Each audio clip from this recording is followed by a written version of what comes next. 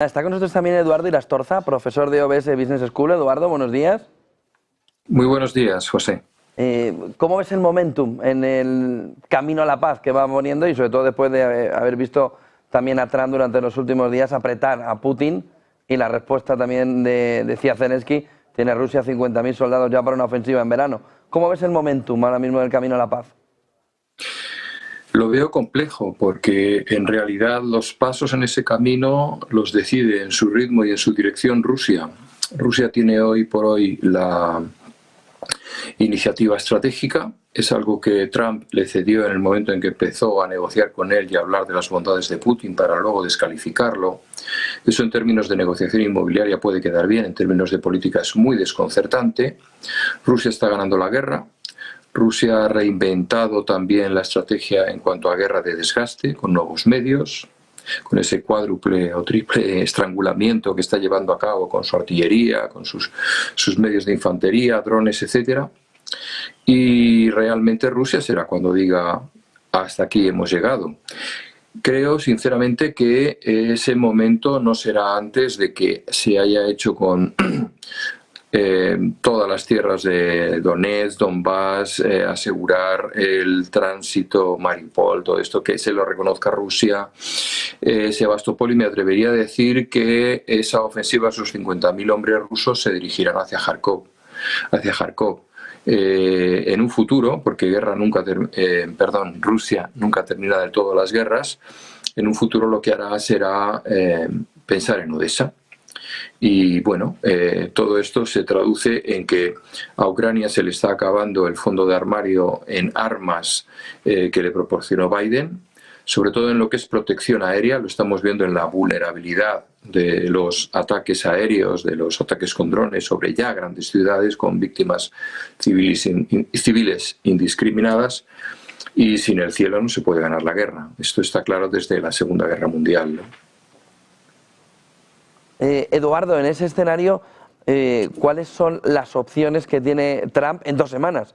¿Qué es lo que ha impedido este tiempo, ¿no? Estos meses, que no consiga? ¿Qué puede hacer en 2 semanas? Parece también complicado, ¿no, Eduardo? En 2 semanas sí, es muy complicado. Puede coger el teléfono, indiscutiblemente, si le llama a Putin. Pero básicamente lo que debería hacer es lo que está haciendo, una aproximación a sus aliados europeos, porque si esto escala, la colaboración de Europa va a ser imprescindible. Lo estamos viendo con esos aviones que llegan a la base conjunta de Morón en España, los B-52, esos viejos aviones, pero que siguen cargando con bombas atómicas y tienen una autonomía que pueden llegar a los rincones más lejanos de Rusia y encontrarnos con un escenario muy parecido al de Teléfono Rojo, Volamos a Moscú, de la película de Stanley Kubrick. Esperemos que en estas 2 semanas no tome ninguna decisión en ese sentido de amenaza a Rusia, porque yo creo que Rusia quiere llegar con bien a unas negociaciones en las que le haya dado tiempo a Trump, que esto es algo que sí puede hacer, haya movido al gobierno de Ucrania, Zelensky desaparezca, que yo creo que es el gran objetivo de Estados Unidos, para encontrar una figura de prestigio que sea capaz de negociar en términos de política real. A partir de ahí, Eduardo, ¿la posición de Europa puede tener un aspecto o puede recuperar un terreno central? Ojalá fuese así. Y creo que es una oportunidad que no debería dejar pasar Europa. Lo que pasa es que, como muy bien has señalado en tus anteriores tertulias, yo sigo el programa desde primera hora,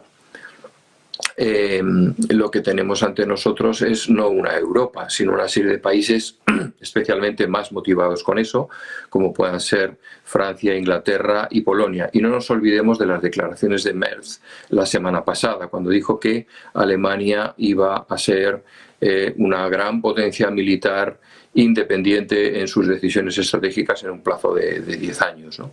Esto crea, lógicamente, como siempre ha sido desde que Europa es Europa, pues cierto resquemor en otros países, como puede ser Francia o Reino Unido, que no dejan de ver a Alemania como el país al que se enfrentaron durante 2 guerras mundiales. Yo creo que la postura de Europa y sobre todo con con von der Leyen, que no tiene el nivel de negociación y de presión que debería tener la voz europea. Afortunadamente nos hemos deshecho de Kallas, ya es un cadáver político, ¿verdad? Yo recuerdo en una de las intervenciones que transmitíais no hace mucho en Negocios TV, las conté. En 5 minutos repitió la palabra sostenible más de 10 veces. O sea, ¿de qué estás hablando? ¿De política exterior? ¿De una amenaza militar a la que nos enfrentamos? ¿O de otros problemas que no tienen que ver nada con la realidad? Yo creo que Europa puede y debe sacar una ventaja de esta situación como tercero intermedio entre Rusia y Estados Unidos, dejar de secundarle en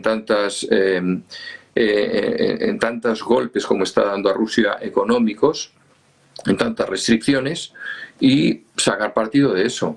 Yo creo que Europa debería alinearse con la Realpolitik, con ese concepto que Kissinger adoraba, y que es sacar partido de la posición en que te encuentras. Si tenemos que volver al petróleo ruso abiertamente, llegaremos. Si tenemos que volver a atender un Nord Stream o nuevos gaseoductos que a Rusia